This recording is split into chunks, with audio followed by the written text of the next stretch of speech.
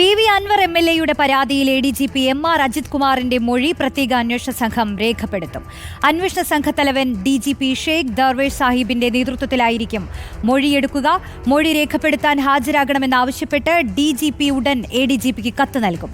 അതേസമയം എ.ഡി.ജി.പി എം.ആർ. അജിത് കുമാർ നൽകിയ അവധി അപേക്ഷ പിൻവലിച്ചു. എ.ഡി.ജി.പി എം.ആർ. അജിത് കുമാറിനെതിരെ ആരോപണവുമായി രംഗത്തെത്തിയ പി.വി. അൻവർ എം.എൽ.എയുടെ മൊഴി കഴിഞ്ഞ ദിവസം രേഖപ്പെടുത്തിയിരുന്നു.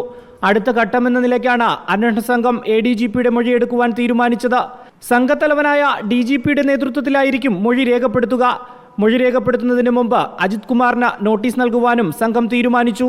തനിക്കെതിരെയുള്ള ആരോപണം അന്വേഷിക്കണമെന്നാവശ്യപ്പെട്ട് അജിത് കുമാർ മുഖ്യമന്ത്രിക്ക് നൽകിയ പരാതി കൂടി പരിഗണിച്ചാണ് മൊഴിയെടുക്കുന്നത്. തെറ്റാണെന്ന് തെളിഞ്ഞാൽ ആരോപണം ഉന്നയിച്ചവർക്കെതിരെ സർക്കാർ നിയമ നടപടി സ്വീകരിക്കണമെന്നായിരുന്നു അജിത് കുമാർ മുഖ്യമന്ത്രിക്ക് നൽകിയ പരാതി.